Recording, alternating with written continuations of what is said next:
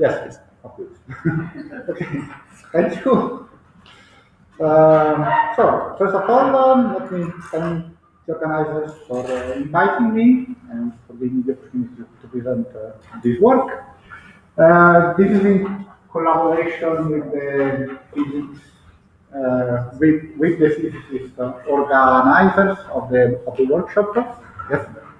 Do we all think the organizers before?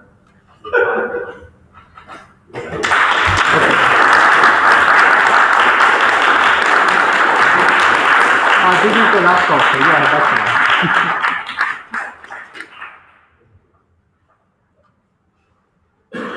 And yeah, Giulio said for the collaboration. Okay, so the topic is about the resolution or deformation of symplectic singularities, which we see as X branches of Quivers varieties. So typically we start from a supersymmetric theory with an influence which is a symplectic singularity, usually a cone, and then when we activate a deformation, it will be deformed to something like this. So it's a deformed space with several local singularities. And the idea is that locally, each one of them can be described as the X branch of something. Okay? And so the target is to explain how and how we can describe the local physics at this point. So we phrased this problem in terms of a sort of combinatorial problem which mixes linear algebra and graph theory. We didn't find a general solution of the problem for all possible cases. So I hope this talk can also be seen as a challenge to get a full solution of the linear algebra problem I will be telling about. Yes, so this is the general part. Okay, let me start with the simple example, which can be used as guiding principle for the rest. So let's start from the simplest, one of the simplest theories we can have, which is S3D with n flavors. So we have here an metaphor. To this line, we associate two maps, Q and Q to either. We can see them as vectors. Under the U1 gauge group, of course, they perform in the usual way.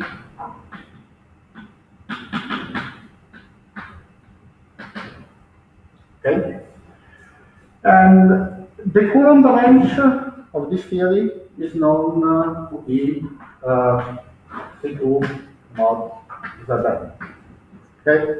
Which, of course, is defined by the following equation. Okay? Now, if we try to turn on masses for these n flavors, this equation gets deformed and becomes something like this.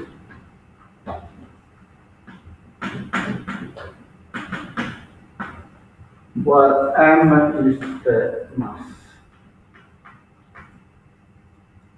Yeah, the mass parameter. Okay. Now, we can alternatively rephrase this in terms of the mirror theory. Uh, this theory can be equivalently described using this circular quiver.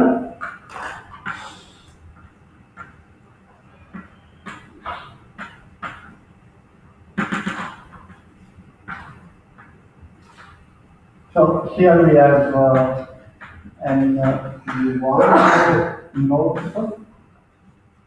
So we can number the nodes from 1, 2, 3 up to n. And here again we have the usual pi fundamentals. This is one.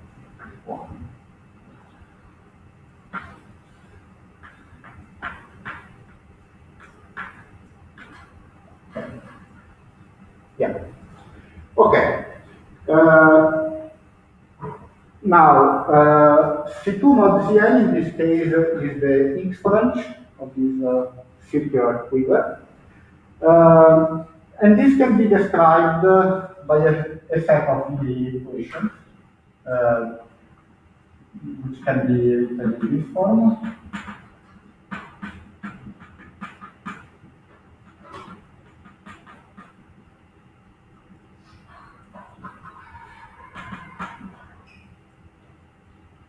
And then we have, yeah.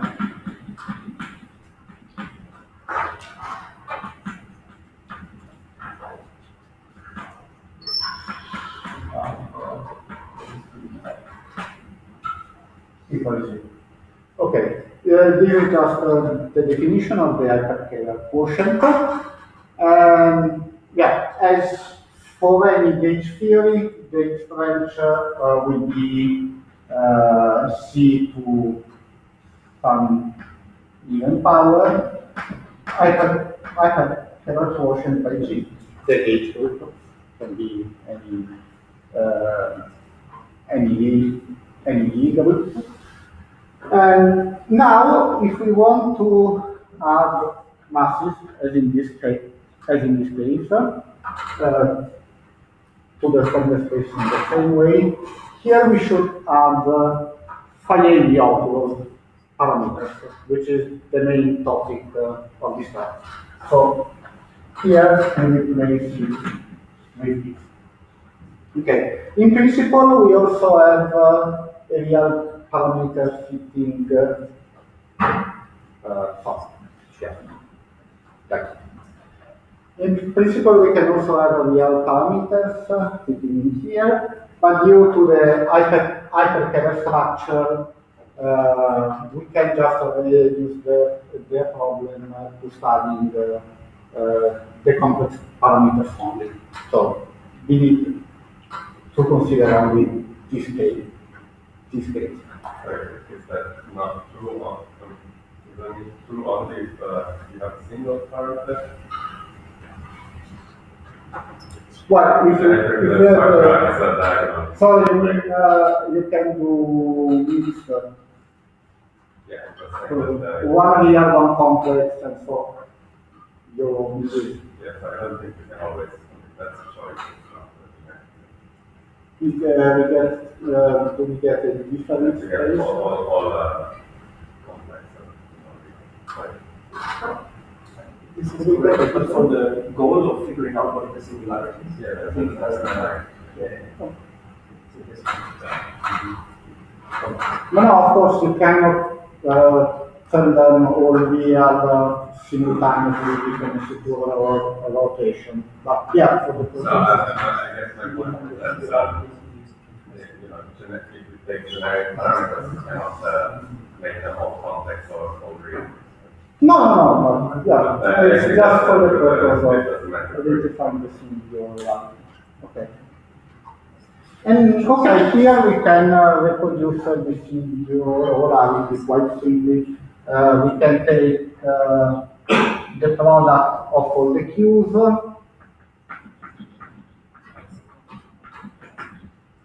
and the product of all the Q jitters. and this will give exactly an equation of this type.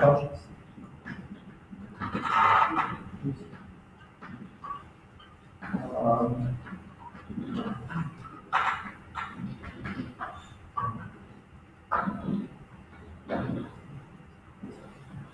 where Q tilde is the velocity and the mass replaced by this quantity. So this structure parallels this equation.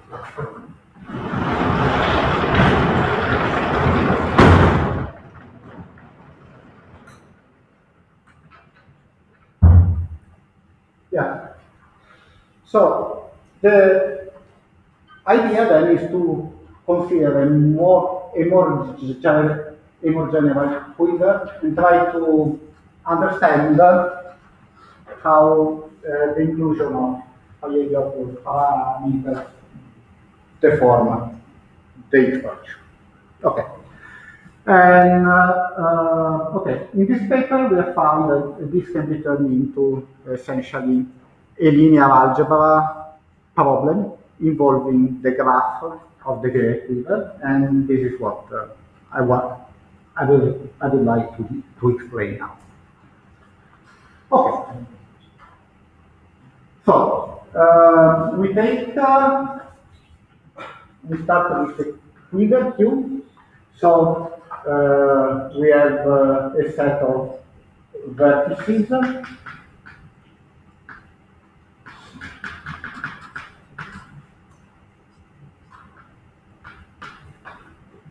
and then edges between them.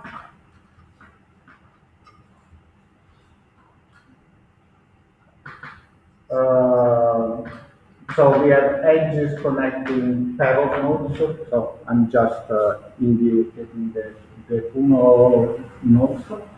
Okay. For each vertex, we attach a complex vector space with dimension nv, and we call nv the okay. Now, exactly as in the previous case, we assign to every edge a pair of matrices Q and Q tilde. So if we have two vertices connected by an edge with rank n1 and n2, we have Q, which is n1 by n2, and Q tilde, which is n2 by n1. Okay, and we consider unitary gauge transformations. So we have U n1, U n2 acting on these matrices. Okay. Now, starting from Q and Q tilde, it is convenient to introduce the matrices and E's, which are Q tilde, these are n1 times n1, and n tilde, which is just the opposite, which is the Q, which is n2 by n2. Okay, and this transforming the adjoint representation of this. Okay, so for our purposes, these are just complex matrices. So yeah, we are fine with these. We don't need to talk about quantum fields. Okay, so now the third question is, assuming we have Q and Q tilde, what is the relation between these two matrices? Well, it can be shown, we have a proof in our paper, that these two matrices have almost the same Jordan structure, in particular, all Jordan blocks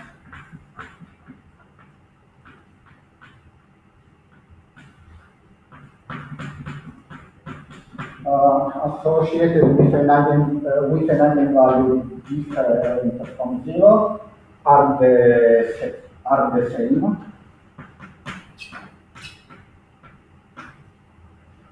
And instead, all Jordan blocks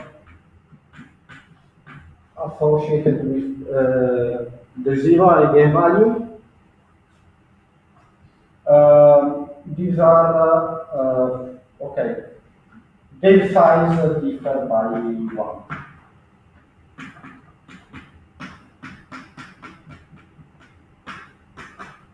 At most one. By 1.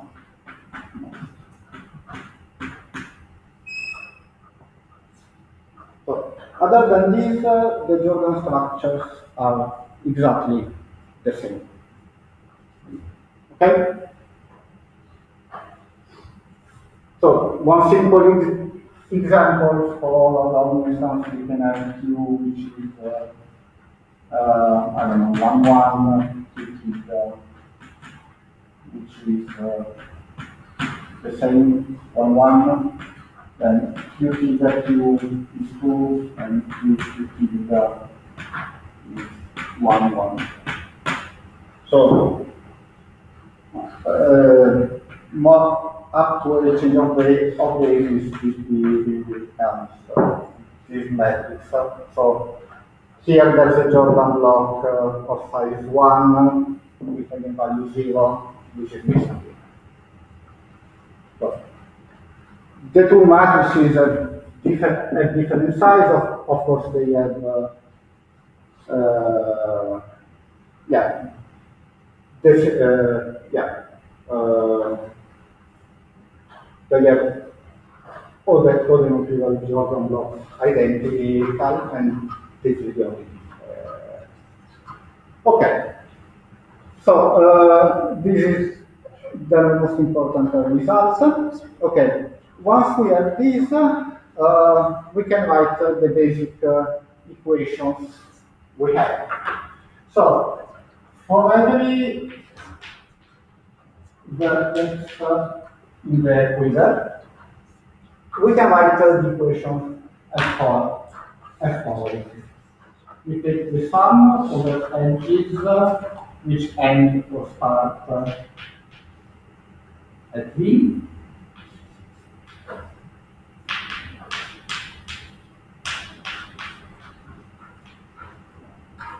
Okay. As in that case, we might have also a sum with a meeting. This is a bit a matter of conventions. But the complex Paleo parameters enter here. And then we also have an analogous equation of this type.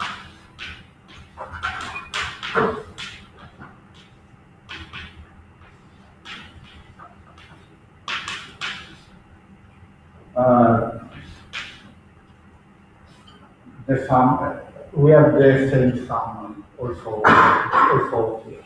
Okay, so the idea is just to solve this linear algebra problem. Okay, as long as all the lambdas are 0, one possible solution is setting all the matrices to be trivial, and this just describes the origin of the more place. If instead we turn on lambdas, we are forced to take some matrices to be non-trivial, and this is what will eventually lead to this structure. Okay. How do we describe? Sorry, question. Are you just restricting the subset of that environment connectors? Are you assuming that these are generators varying, or? Um, but these are the equations coming from Athens. Athens, Yeah, well, you can Parvati. consider, kind of longer loops in the figure, and it will also satisfy equations which come from the experts. Yeah, but they know only composite of Q and Q theta. Yes, but they might not be composite of the NP. That's okay, but these are the equations. One and two. Yeah, both, these are the only ones coming from the Lagrange. You agree? No, This I'm comes saying from I can different. consider a more complicated equation by where I start from a node, I follow some long path and I come back to the node. So, Yeah, okay, but NPs are just the ones who No, no, are okay. right? I'm just saying these are the only equations which constrain the value of 22 theta. Then you can, using them, you can compute the value of our balance. Yes.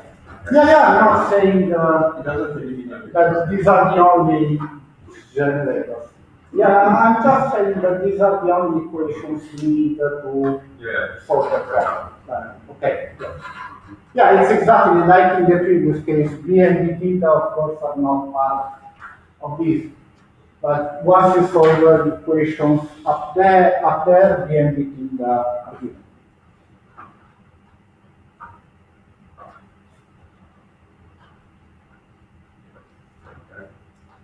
No, yeah, just that's it. It's a very simple thing. Okay, so what we have found is that the singular spaces can be described in terms of this linear algebra problem as a Quivers subtraction. Okay, and this is what I'm going to explain. Okay, so given a solution to that set of three equations, Sorry, this quick dependent on the set of sorry? So this quick yeah, dependent on the set of No, here you have exactly the same summation. Okay, and you have to solve both simultaneously. Okay.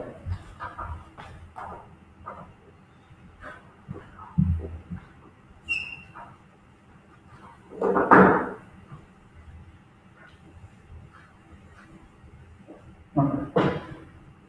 So, given a solution to this problem, let's define another quiver, which we call S, constructed in this way. So, first of all, we produce parameters we call E, which is the maximum between the rank of an E and the rank of an theta.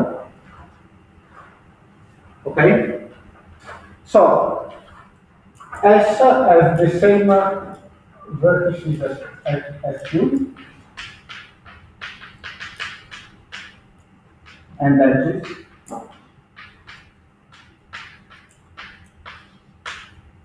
Okay? The ranks instead are given as follows. It's RE if no, it's max RE following the edges ending or starting at D if lambda D is 0 and otherwise when the behavior of is non-trivial, this is just NP. Okay? So, for any solution to this problem, we can construct this Quivers S. Okay. Now, since we have infinitely many solutions of this, in principle we have many such Quivers. There is a partial ordering among those. The partial ordering is the obvious one. F1 is smaller than F2. If every prime one is smaller than the length of the other for all the things. And we pick the minimal S. Since it's a partial ordering, there can be several minimal quivers, and this is exactly where the multiple singularities can arise. Okay. Now, the main claim is the following. So, as we saw before,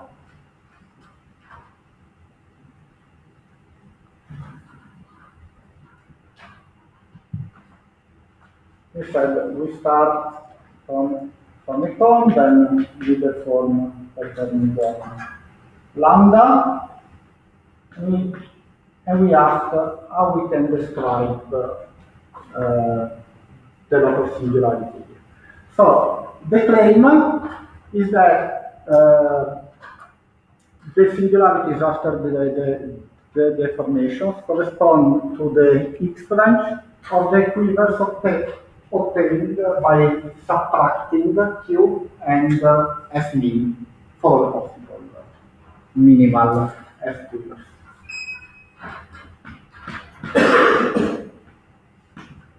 So X branch encodes the singularities. Okay. How is the subtraction done? This is slightly different than the usual notion of quiver subtraction. So I'm gonna explain it. So of course, the length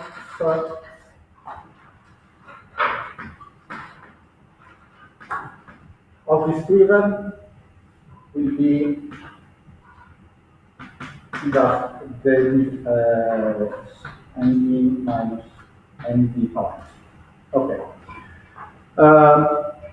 All nodes whose rank are zero are just ignored.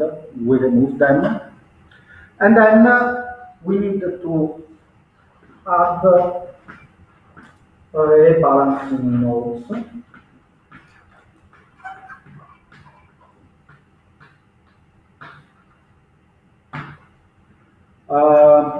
What's the rank of the new node?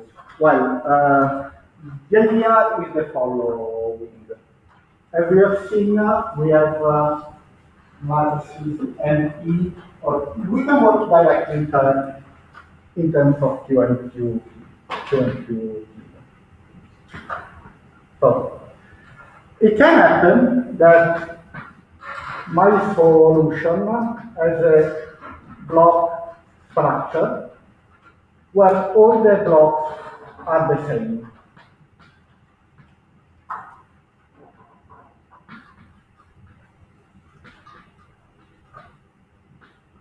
So for all Q and Q tildes, we have the same number of equal blocks. Okay. The multiplicity of the blocks gives the rank of the rebalancing node. With rank multiplicity of blocks. Okay.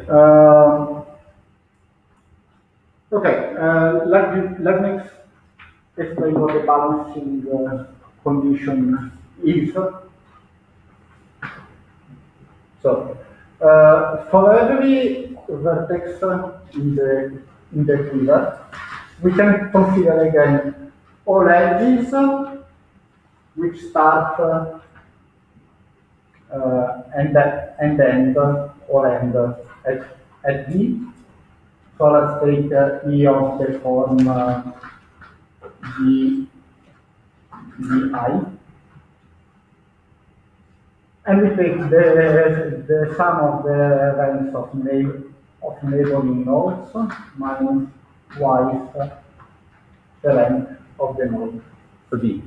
So by the balancing, we just means that we add an extra node and then add edges such that this quantity is preserved. So Q and Q minus F in at the same balancing. Okay. Good. Okay. And this defines my quiver. Okay. Now, solving this problem in general is quite challenging. There's not a simple way to solve it in general. We're At not least. about solving the problem. We're just supposed to believe you that this is okay, so you have a linear algebra problem for the NP, that's fine. But then to understand the fixing pattern, here I would like to see that you went to do that. Yeah, so the problem essentially is what F mean is exactly in terms of the failure clause. Yeah, no, I guess my and the question structure is of the that quiver. actually solve the problem, the linear algebra problem for the NPs, and then that's supposed to believe you that then we prove that the structure of the vector of unity field is such that the fixing is precisely this Quivers structure. Mm. Okay. No, yeah, Do you have a proof for that, or it's a statement? No, okay, yeah. Once you have the solution for Q2, it is not too complicated. Because that's exactly how it's fixed. This is exactly how the gauge groups are fixed. Yeah, Yes, that it's I not, understand. I'm saying so you solve the linear algebra problem, and then you give me a recipe, and I'm supposed to prove the recipe by going from the solution of the linear algebra problem to finding QQ field that, which would then tell me how the gauge group is broken. Mm. And we did prove this step documentation. Yeah. Also, you only work Yeah. with the linear operator. Like Q doesn't really have a vector.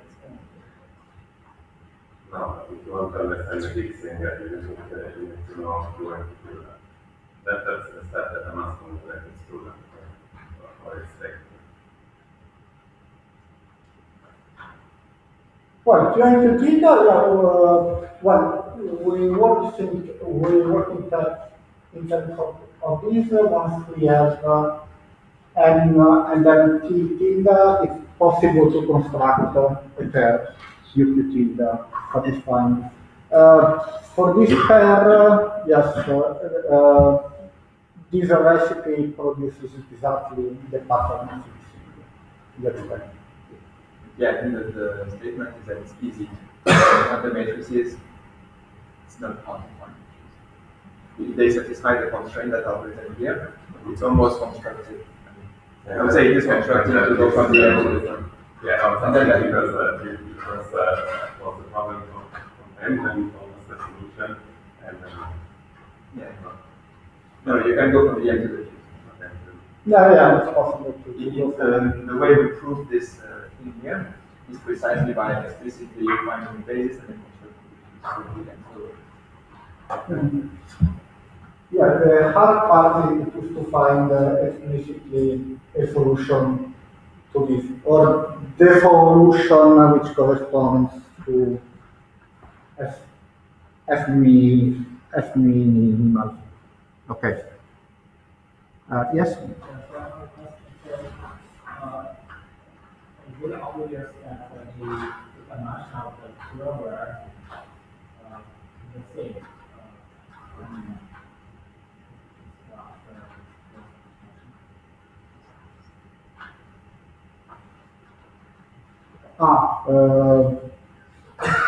Well, for instance, you can pick the figure 48, the minimal. After the deformation, you get E7. So, no. The Coulomb branch has the same dimension. This is also so.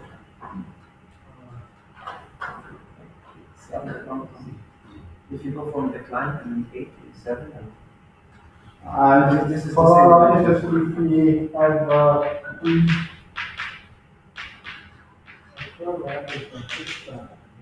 with a deformation, you can get these. So, okay, the each branch of these and these has different dimensions. Not the same. It's the opposite. it's a Coulomb branch. Sorry, yes, sorry, yeah, sorry, yeah. Okay, yes. It's the Coulomb branch of the universe. Okay. Yes. Mm-hmm. So, I derive this from this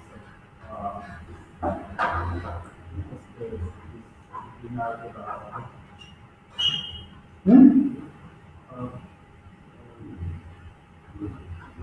Well, if you want, in a sense, this comes from the fact that you are just deforming the equations. This is not changing the dimension, if you want. It's changing the dimension of the other range, because it can be split. So, yeah, in this sense, a natural expectation. Mhm. Yeah, this is not an issue. Okay. Uh, let me give you a couple of families of solutions to this problem, which are easy to get and do not depend much on the structure of the quiver itself.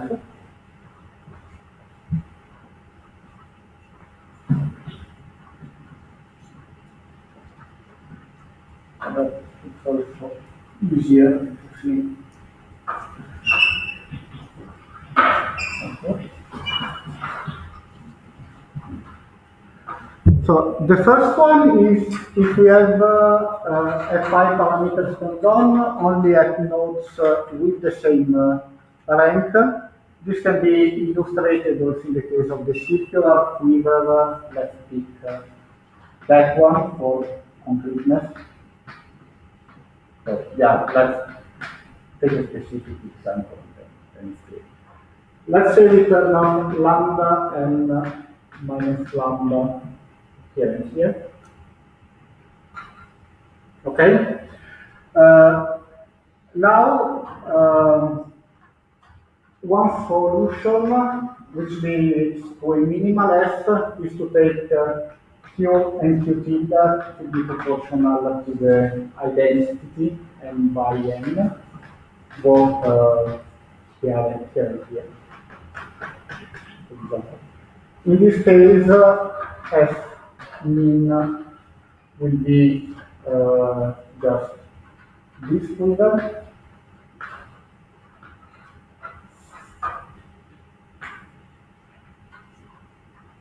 Okay, so after subtraction, You have two SD. hmm? There are two minima. Wait, okay, this is 1 and this leads to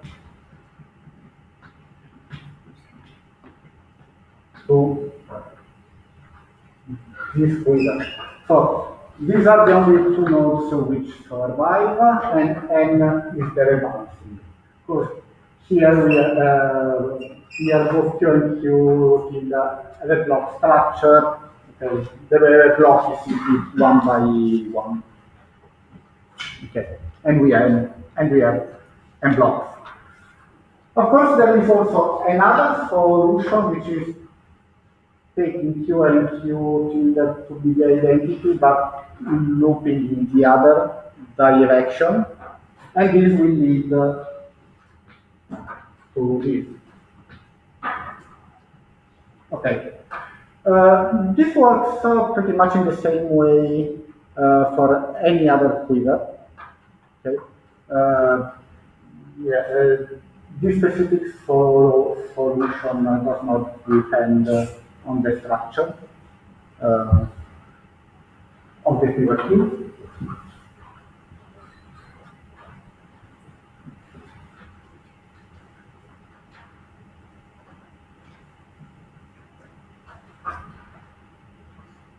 Okay. And the other one, well, we can see it, for instance, in this case.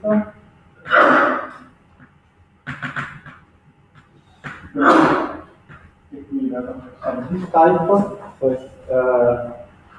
the range is the n singularity. Now, if we turn on Fi at this node and at this node,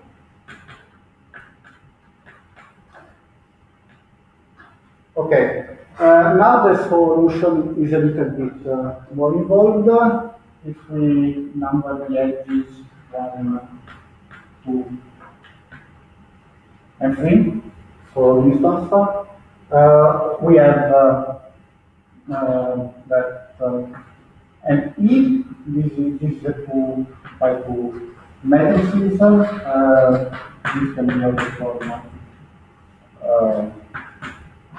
yeah, of this form. So, and the lambda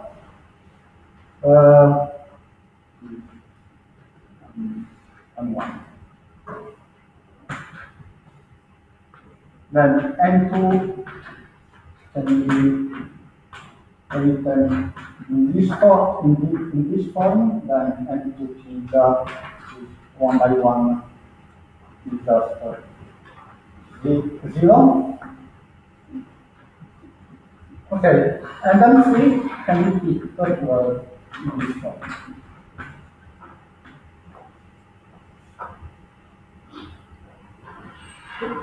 Okay. This again is extremal. In this case, the quiver we subtract is 1, 2, 1, 1. And the effect of the subtraction is to shorten this part, the part by 2. Okay. One observation here is that this same transformation can also be achieved with a two-step procedure. Because we can turn on an Fi here and here. This has the effect of shortening the quiver by 1, and then we do it again. Okay, so this brings in the concept of minimality of the deformation. So we say that the Fi deformation is minimal. Okay, technically, if the rank of the Coulomb branch symmetry drops by 1, we can say that the number of nodes drops by 1. So, number of nodes of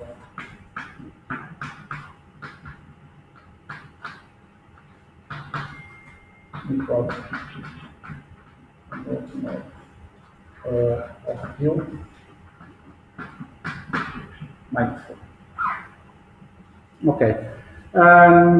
Every Fi deformation can be seen as a sequence of minimal deformations, and therefore we can just focus on understanding this. Okay. Are there any questions on this? So what do you get from human effect? What do you get from human effect? What's the human effect that you get? Well, like in this case, if you activate the deformation, you get this quiver with A, which is the X field.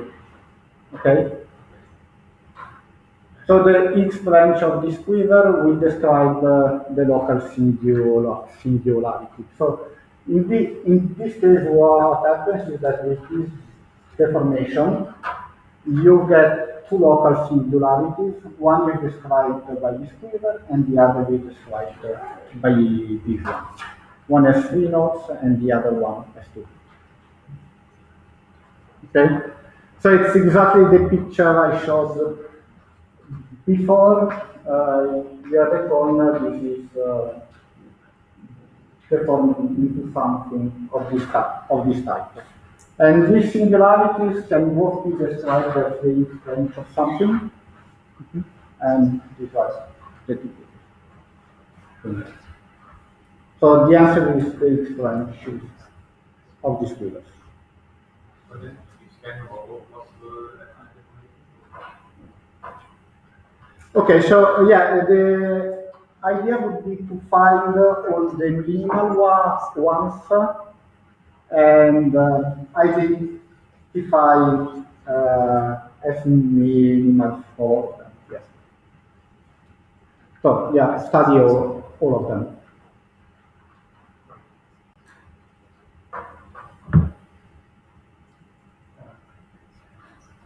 Okay.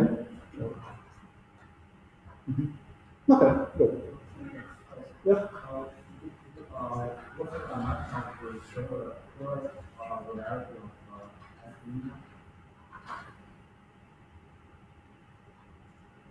This is complicated. Yeah, this is not so easy to get.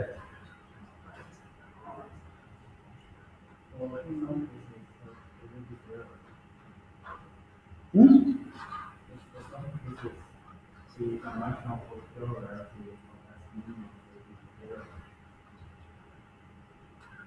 That can be.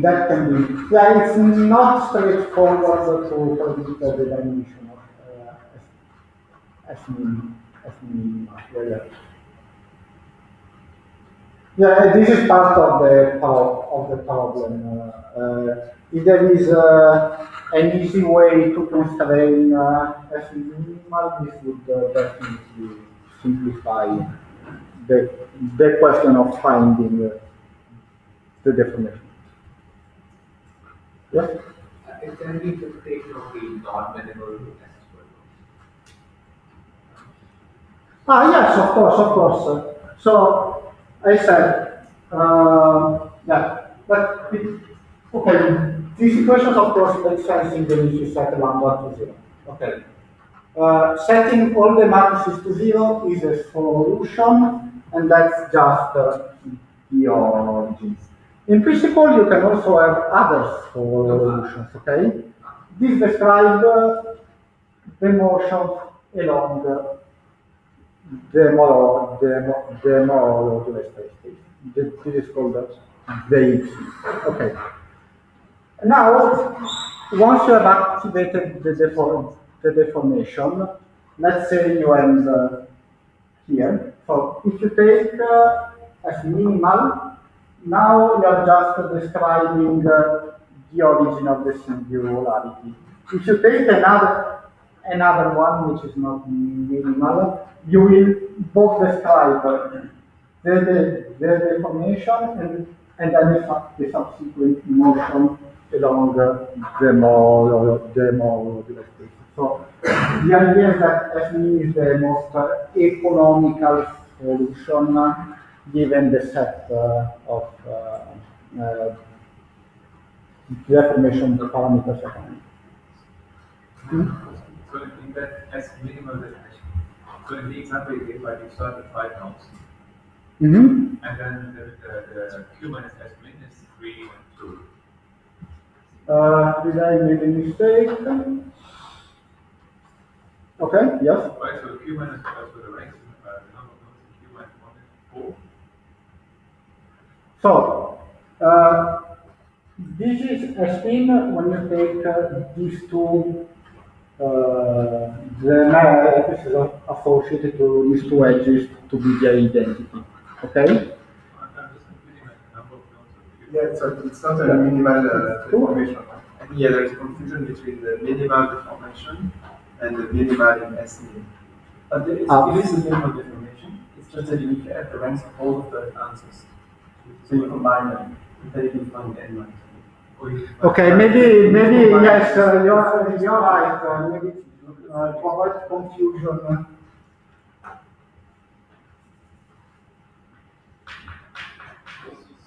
Let's say, so, yeah, let's call the Quiver experiment. Sorry.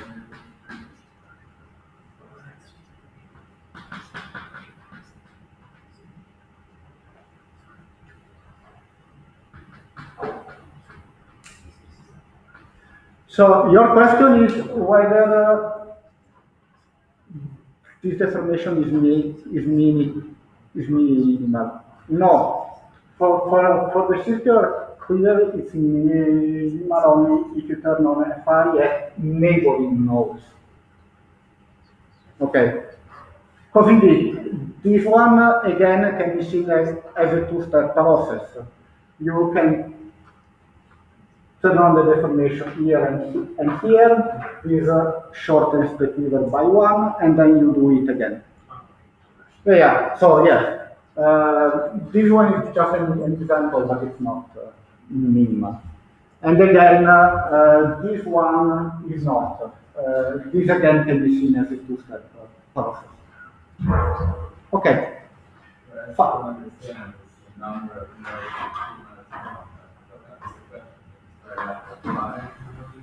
The number, what, sorry? Of vertices in the quiver.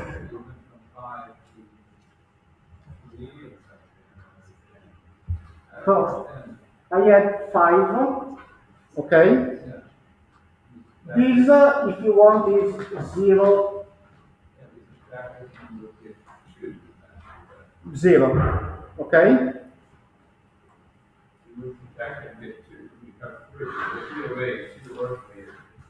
We get 2, and then the last one is the rebalancing node.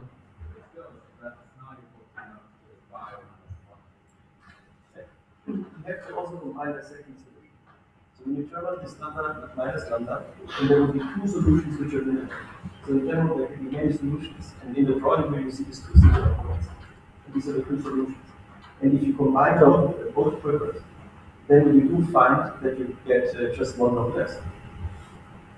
That's exactly the idea. If you turn on the deformation here and here, okay, at 2 neighboring nodes, then we find a quiver with 4 nodes, which is 5 minus 1. And some of the parameters must be zeros and the original quiver is already contact. And now for the other two quivers, you have 3 minus 1 and 2 minus 1. So 3 minus 1 plus 2 minus 1 is 4. 5 minus 1. Yeah. Exactly. You need all of the solutions, and then you want the overall range.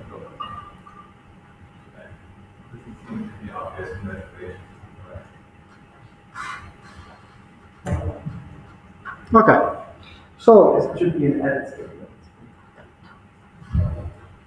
now let me explain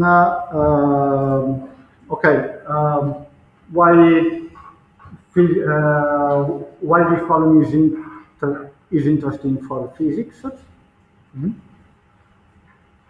Okay.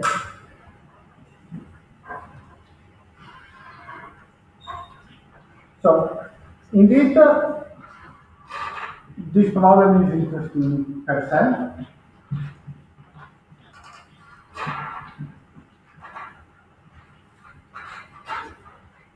But the important thing for us is that it provides a solution to the study of mass deformation of SCFT.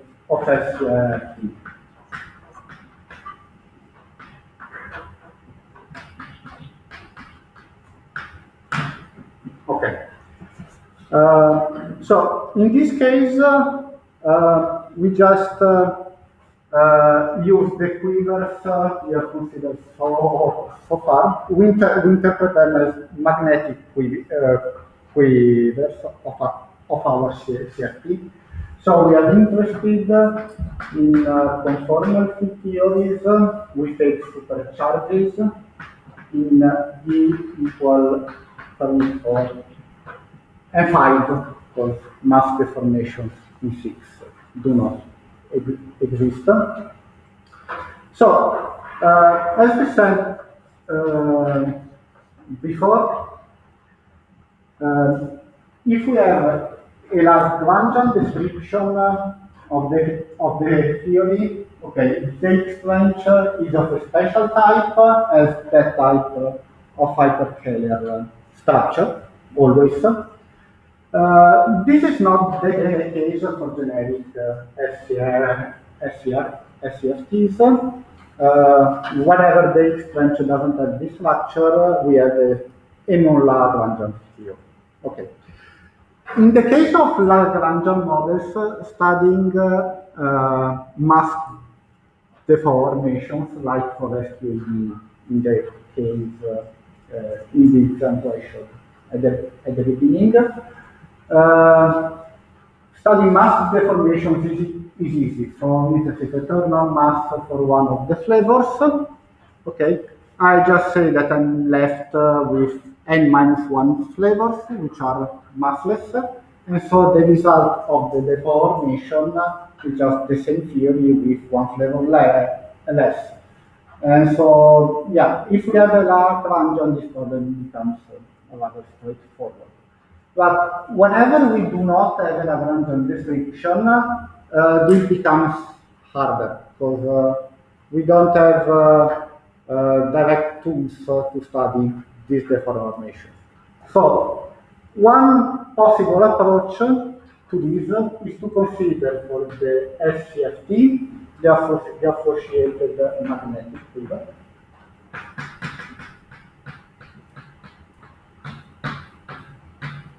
Call it again Q.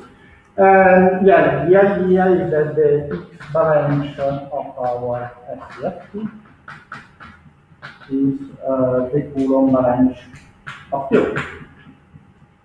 Okay. Now the mass deformation problem for the CFT translates into the Fi deformation for the quiver Q. And in this latter context, the problem reduces to study the Fi deformation of the linear algebra problem I just described. And this gives a procedure to study mass deformation for all CFTs, which do not have a Lagrangian but have a known magnetic field. And this is one of the motivations for studying this problem. Now, what type of quivers in particular we are interested in? Well, in principle, all of them. But for the purpose of studying mass deformations in these dimensions, we are particularly interested in star shapes.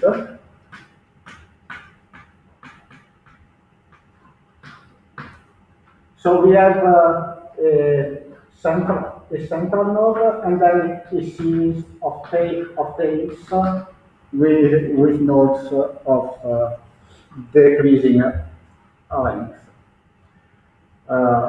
Okay, these are the main examples. So, and at present, we do not know the full theory of mass deformations for these theories, and this is precisely the reason why this problem is interesting. As a special class of these mass deformation problems, we have noticed the following fact. So, we have among CFTs theories whose X branch describes instanton moduli spaces for group G. So, consider a CFT such that range equals instanton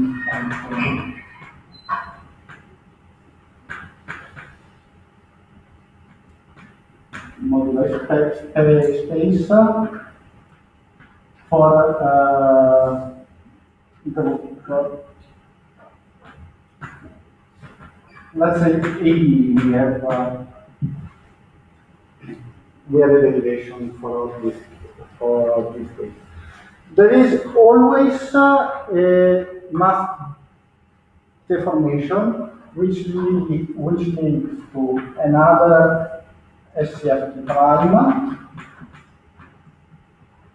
whose quiver is Q minus, as we showed before, whose X branch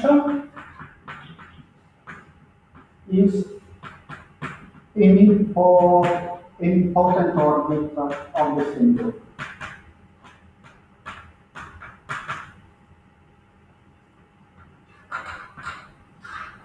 Okay. Clearly, the choice of nilpotent orbit correlates with the number of instantons, and we always have a deformation of this type. Let's consider a simple example of this.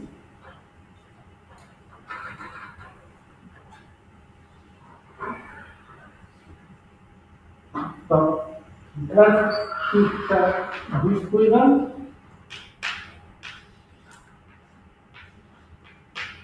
So it's again circular with follows the same. The only difference is that here we have a one. Okay. This describes the instanton modular space of SUN, where n is the number of nodes. Okay. Now, if you turn on the deformation here and here, only these two nodes, okay, it's possible to prove that this quiver becomes this one. In this case, we have a singular SX minimum, and we get this formation.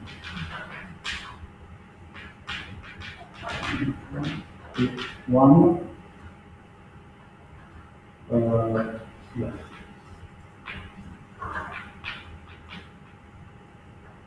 Okay.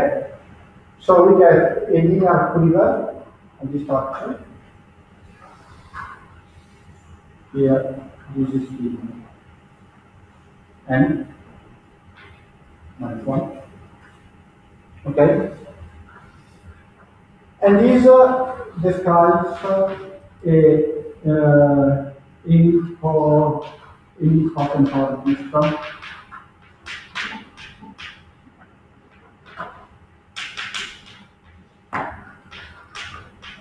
SUN, the one labeled by partition and minus k.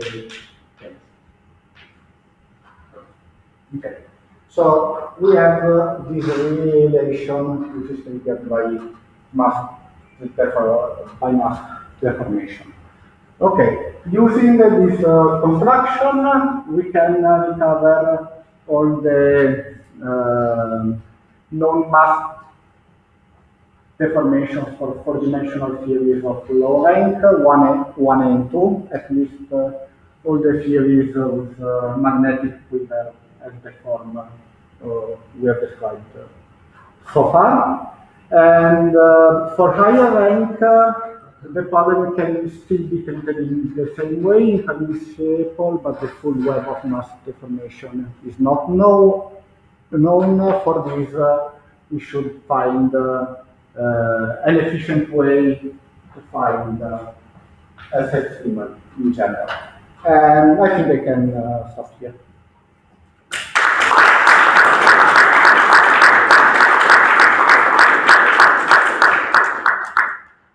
Thank you. Are there more questions? So for this example, so what do you choose for each item and how does the S differ? For this example, how do you choose the items and how does the S differ? So, here we pick a number and here for instance minus lambda. Okay? So, here if you, the matrix and E is just a matrix full of ones. If you are okay. Now, since you have also the deformation here, when you add the identity curve, this becomes the sum of two triangular matrices, and then you let the two triangular parts propagate along the equivalent. This X is K to 1, the following node to 2, and so on. So, provided the equivalent is long enough, this structure requires n minus 1 to be at least 2 terms. What happens if you put the I to two adjacent nodes in the circle? For instance, here and here. Is this the minimum? This shortens by 1 is the same as we have seen here. For the extra abelian node does not interfere in this case. So you get to the instanton theory of SUN minus 1. So yes, we have both deformation. You can both reduce the rank of the instanton theory and go from instanton to nilpotent orbit.